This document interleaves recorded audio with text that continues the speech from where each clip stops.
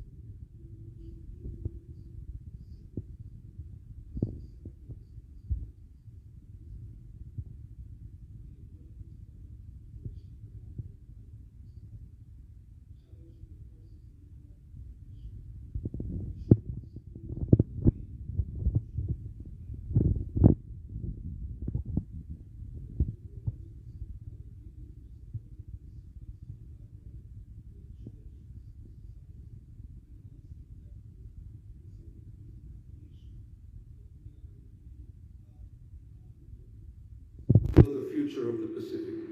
And we thank you for affirming that we are part of the Blue Pacific household.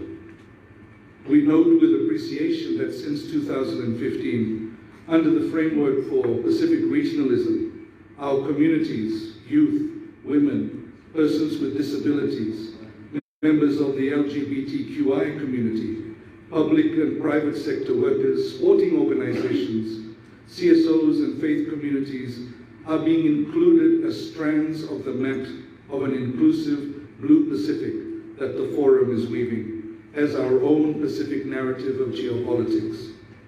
In this regard, civil society urges leaders to ensure that the voices of civil society, their communities and citizens are considered within the regional policy architecture and to ensure that the existing mechanism under the framework for Pacific regionalism is provided the necessary support to carry out its role in an independent and visionary way.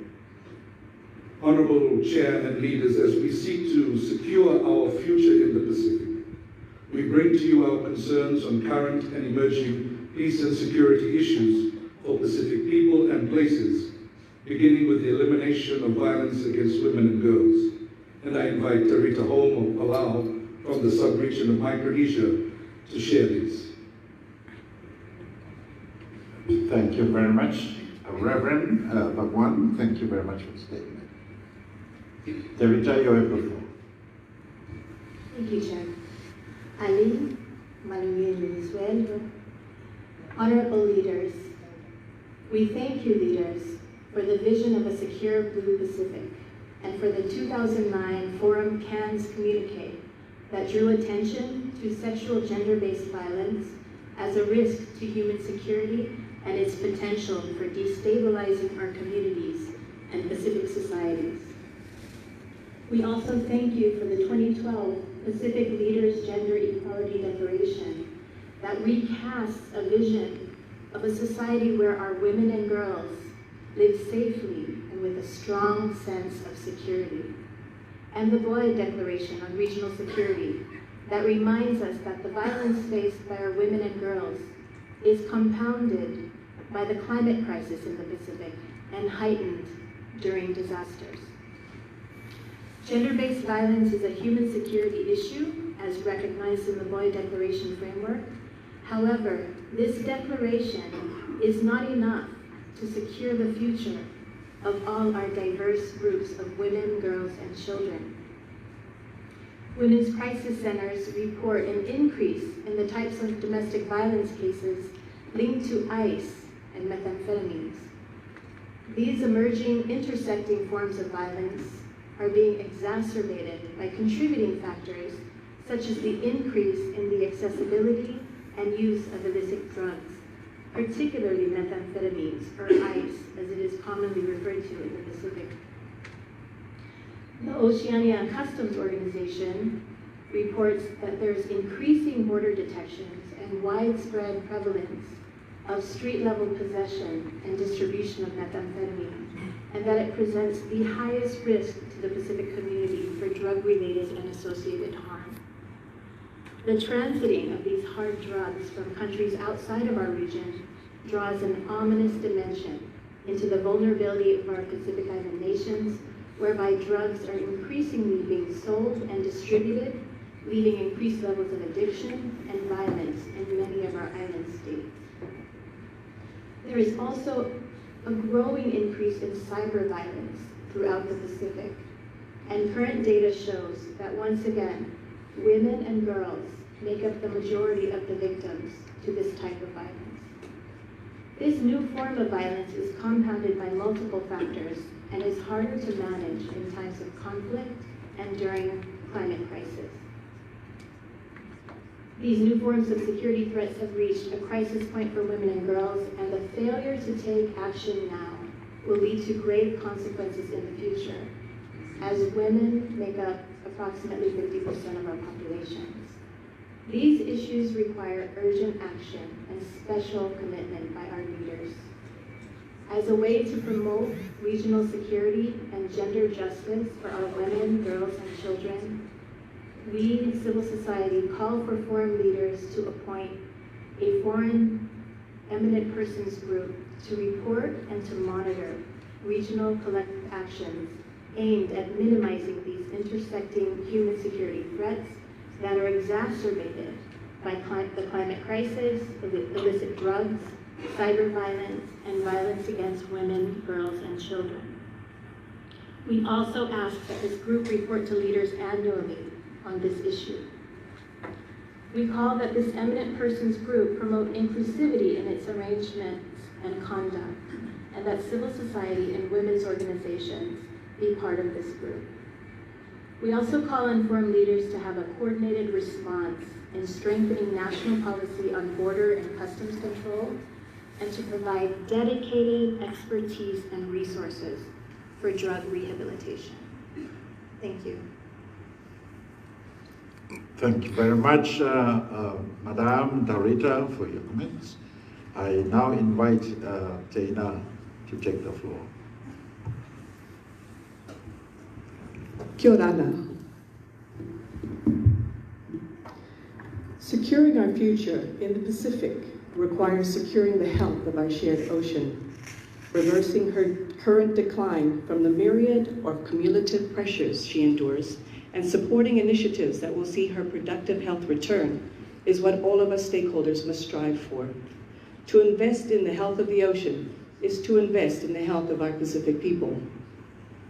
The nuclear testing legacy has been an outstanding agenda and poses a threat of nuclear contamination to the health and security of the entire Blue Pacific. Promoting the status of the Pacific as a nuclear-free zone, adopting modalities to foster meaningful international cooperation under the framework of the Treaty of Rarotonga, and calling for the non-proliferation of nuclear weapons globally would be a sign of true regionalism, supporting, in the first instance, our Micronesian families.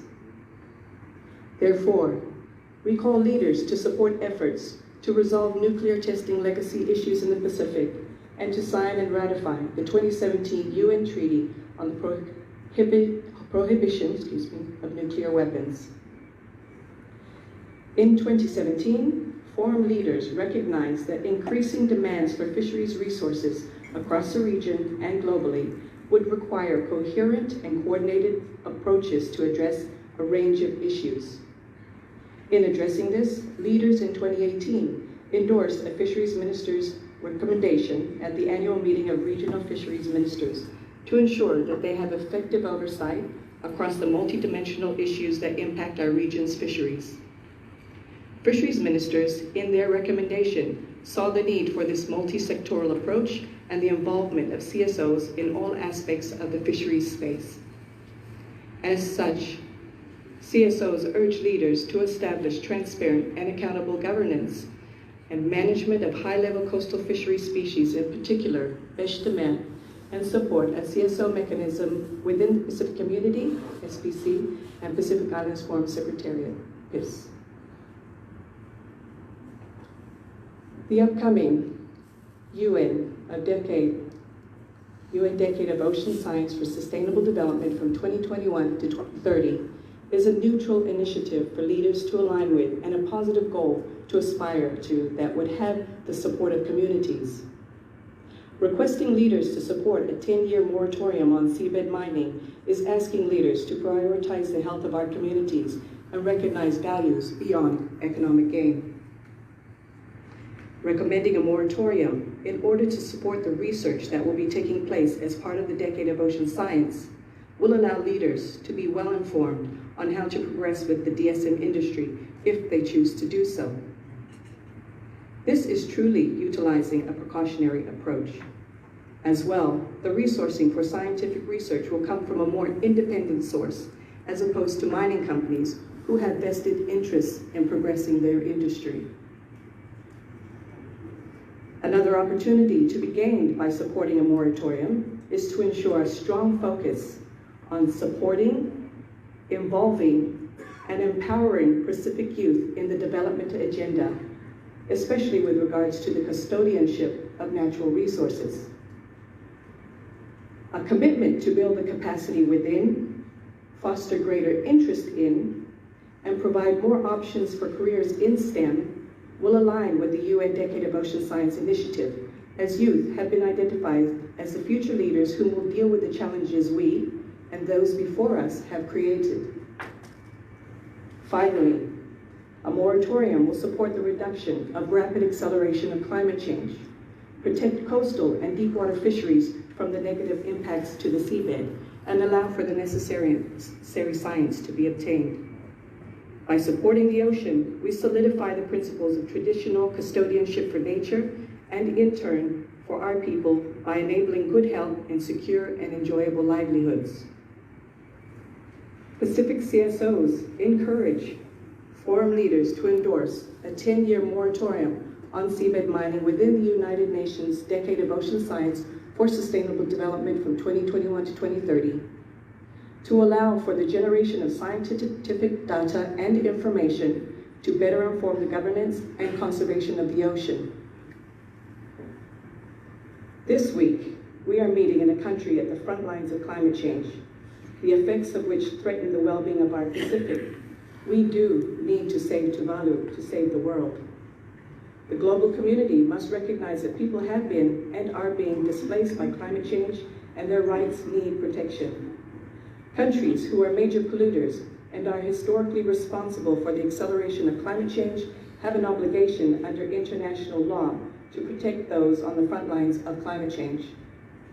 For that reason, we urge leaders to call the United Nations General Assembly to adopt a resolution requesting the International Court of Justice to provide an advisory opinion on the obligations of states under international law to protect the rights of present and future generations against the adverse effects of climate change. Loss of territory due to climate change should not compromise our maritime boundaries, and climate migration should not affect the sovereignty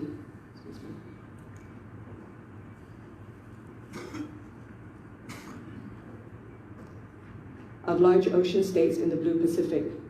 Countries that are displaced due to climate change and keep their citizenship should still be able to manage their ocean territories for climate justice and for those who will come after us. Climate change intrinsically impacts on human rights by creating the eventuality of forced migration, displacement, and relocation, which impacts negatively on physical and mental human health. CSOs request that schemes by Pacific Island Forum countries which address forced climate displacement and relocation, including internal and external migration, treat families with dignity and be inclusive of people with disabilities. Larger, developed countries may be responsible for the accelerated rates of climate change impacts affecting our islands, but we, the people of the Pacific, are responsible for the manner in which we continue to engage. Let us uphold our cultural values of truly nurturing our lands, our seas, and each other. Mitaki. Thank you very much. Reverend James, what you want to add on? Thank you. Just to add and conclude, Chair. Honourable leaders, as we conclude our presentation to you this morning, we join together as civil society to express our concern about the escalating human rights violations and abuses in West Papua. Since the communique you issued at last year's Pacific Island Forum Leaders meeting, which included West Papua as a regional priority for collective actions towards a strong Pacific, the situation in West Papua has continued to deteriorate. In February this year, the World Council of Churches took the largest ever delegation visit to West Papua and raised serious concerns over the continued systematic marginalization of the West Papuan people. I was part of that delegation.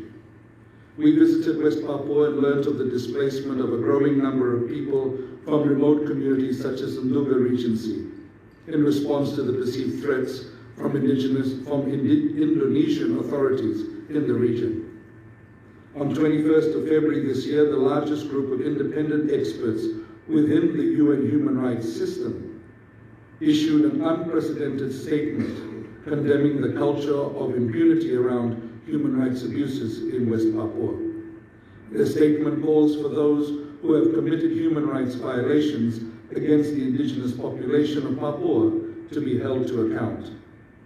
We would like also to draw the leaders' attention to the release in March of this year of the US State Department annual country reports on local human rights in Indonesia. The report detailed arrests of self-determination advocates, the targeting of local NGOs operating in West Papua, and intimidation of the press. The report also notes the severe and widespread violations of the cultural, social, and economic rights of indigenous West Papuans. Together, the World Council of Churches visit and the US State Department report show evidence of serious human rights abuses that are taking place in West Papua. Indonesia has agreed in principle to allow the UN High Commissioner for Human Rights to visit West Papua. And we remind foreign leaders that Indonesia is party to all major international human rights conventions, including the International Covenant on Civil and Political Rights and the International Covenant on Economic, Social, and Cultural Rights. Honorable Chair and leaders, none of us can speak of an inclusive and peaceful Pacific and remain silent on the serious human rights issues for West Papuans.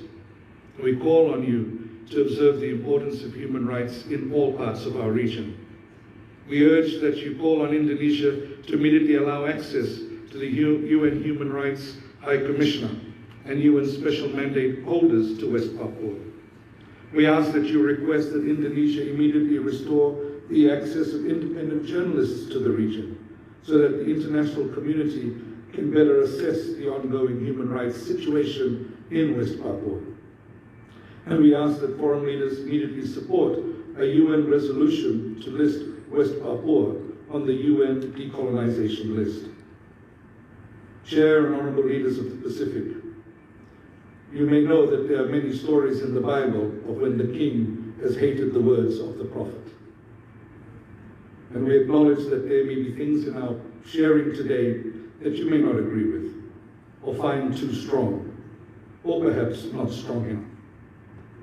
In this 21st century, the Church shares the prophetic task with civil society and news media, and we will encourage the truth to be spoken in love. We are very grateful for this esteemed forum, for receiving our message from the community, and we look forward to your responses and the opportunity to talanoa together today. We also express our sincere appreciation to the Secretary General and the PIF's non-state actor program and facilitation for their support. May God's blessings be with you and our Pacific household. May God's wisdom, strength, and protection be upon you as you seek to serve and lead our Blue Pacific. Whawhetai lase, pinaka makawe. Now, Whawhetai lase, pinaka levu, Reverend Bakwan, and also your colleagues, Karita, Jaina, for presenting the views of the Pacific civil society organizations. Excellencies, we've heard very, very important presentations from our colleagues, our partners, representatives of civil society organizations of the Pacific. They've raised issues that have been and are of great concern as well to the people of the Pacific. Excellencies, I want first of all to acknowledge and appreciate the confidence of representatives of the Pacific CSOs for being here, and thank you for your appreciation. And the Tuvalu people welcome you dearly for coming to our shores, and also look forward to your joy that you take time to enjoy Tuvalu, small islands. Thank you for locating, being able to find your ways to Tuvalu, Reverend. Thank you for your prayers. Issues that have been put on the table, concerns, suggestions, have been issues that have been with us for a long time. Of course, the climate change concerns by members CSOs, the oceans, the necessity to refocus our attention on the oceans, the elimination of violence against women and girls, nuclear issues and concerns, drug trafficking, and also the need for precautionary measures because of science, and perhaps the need for better science, and the rights of the people of the Pacific, particularly the human rights relating concerns of the human rights of West Papuan people. These are issues that have been on the table, and perhaps that is requiring much wanting for actions, concrete actions to move on these issues. I want to invite comments, questions, or clarification from the leaders. We do not have much time, but these issues deserve proper considerations in recognition of our partnerships with our fellow from CSOs. Now, I invite Prime Minister of Fiji. You take the floor, sir. Thank you, Chair. Chair, I thank the civil society organizations for the salient issues they have raised with us this morning. Fiji acknowledges the invaluable role that civil society organizations play at the national, the regional and global levels in complementing the efforts of governments in the region. I also would like to thank all CSOs in the region for your contributions to nation building and the great work you do in ensuring that no one is left behind in our sustainable development aspirations. Your presence in communities throughout the region ensures that the voices of all Pacific citizens from all walks of life are heard in our national, regional and global discourse.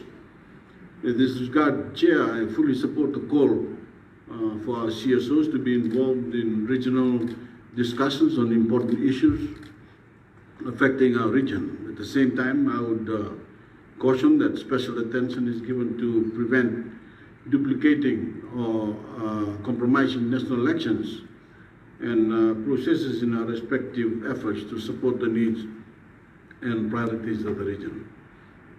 In saying this, Chair, I also note that we are at an important juncture as a region when we are reviewing our framework for Pacific regionalism and our meeting processes that will determine the modality in which we will engage with CSOs and our private sector within the regional policy architecture. It is our position that we must have a space that allows for such engagement, but it must be done in a manner that brings more meaning to our partnership and collective efforts as a region. For this reason, Chair, I wish to take this time to acknowledge the work that has been done in strengthening this position. Chair, on the issue of West Papua, Fiji hears the position of the CSOs loud and clear. I wish to reaffirm that Fiji will continue to be guided by the leaders' previous decisions on the matter.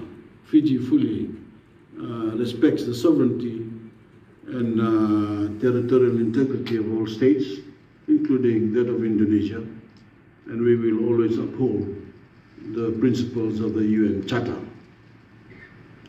As the sitting Vice President of the Human Rights Council, Chair, Fiji is committed to the protection of human rights for all, and we too have our concerns on the alleged reports of human rights violations in West Papua, and we will continue to advocate for the protection of the human rights of all West Papuans. In the meantime, we welcome the invitation by Indonesia for the UN High Commissioner on Human Rights to visit West Papua, and we remain committed to finding an amicable resolution to this pressing matter. But most importantly, Chair, one that is in line with the international law and practice. Fiji acknowledges the cries of CSOs, saying that this is in fact a matter of life or death to many West Papuans, and we must tread boldly but thoughtfully as we move forward as a region. Territorial disputes have fueled war and chaos since the beginning of time. We must approach this situation with both caution and hope in finding a resolution. Chair, on securing the health of our oceans, I thank the CSOs for their position on this, and Fiji Land's support to the 10-year moratorium on seabed mining to allow a decade of proper scientific research of our economic zones and territorial waters. I reiterate my call to members during the opening of our climate change Sautalanga to step up and support this ambitious venture. Chair, on the issue of ending violence against women and children, as I said last week in our parliament back home, that only by taking this problem head on and pursuing real solutions that embody the truth can we give women and girls the opportunity to live free from the lurking threat of violence and abuse. Fiji also sees the urgent need for us as a region to tackle the issue of illicit drug trafficking that is affecting our communities, and there is a clear need for some regional collaborative action at all levels on this. I am glad that both these issues are in the draft Declaration Action Plan to be discussed by the leaders during our retreat. And I look forward to being fully engaged in these discussions. Thank you, Chair. Vinava, Prime Minister, thank you very much. Comments?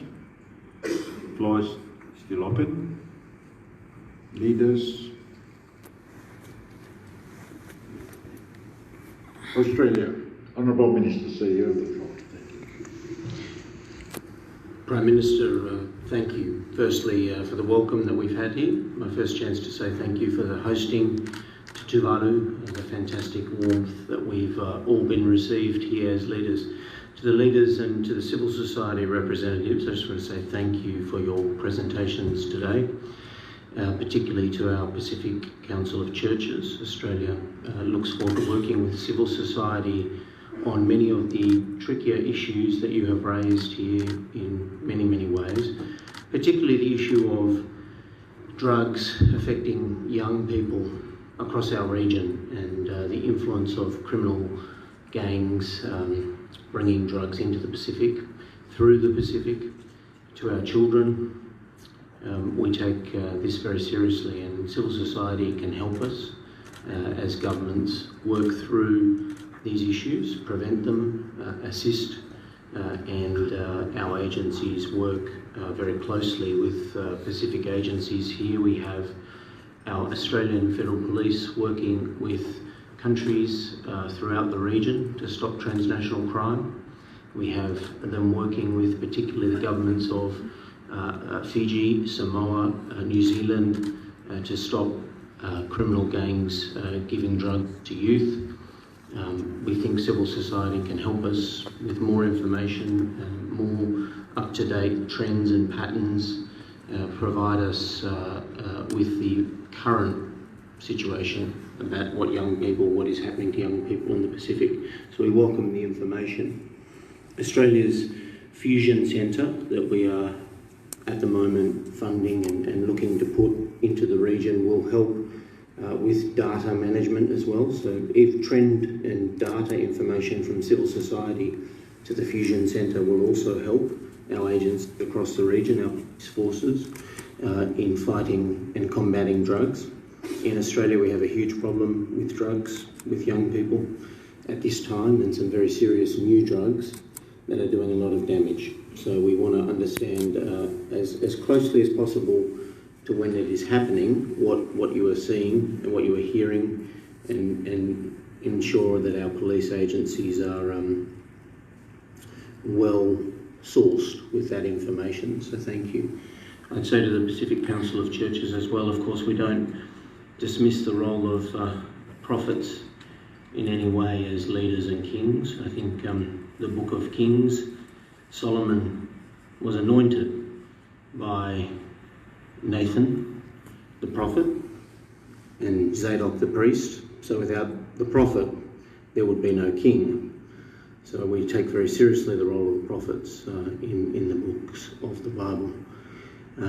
I also just want to say briefly, finally, Australia supports the words of Prime Minister Bainimarama on Papua, and we welcome those words as well. Thank you, Chair.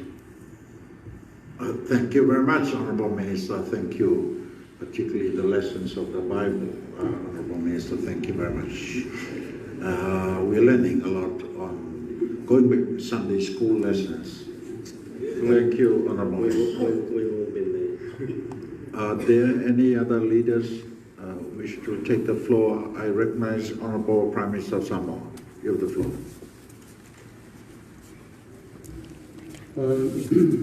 Thank you, Chairman.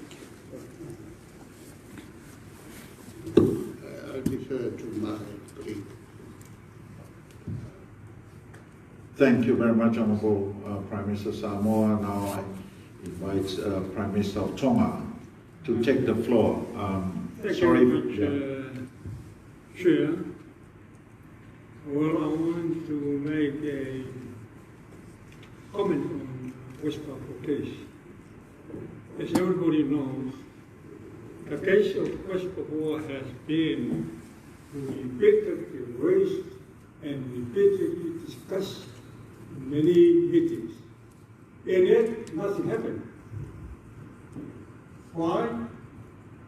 Well, simply because we do not have the capacity to handle this case. And we have come to rely on the concept of regionalism. Simply means no one stepped behind, left behind. When the concept was first established, there was merit. But as time went on, I saw regionalism as a myth. Is it real? Is it based on genuine?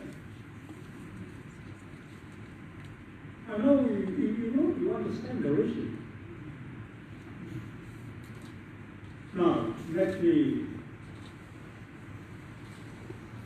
community, Fiji, and New Zealand.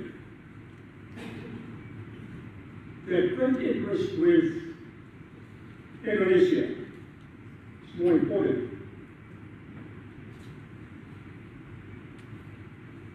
Now, how can we reconcile great interest and concept no one's left behind? The way I look at it, there's a division among the members of the Pacific families. Some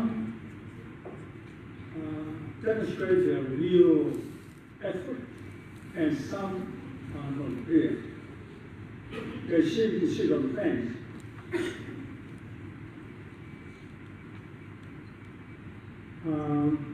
Now we have to depend, to rely on the international communities to do the work to solve the problem. Simply UN. As I said, we will continue to live with this West Papua forever. We do not have them.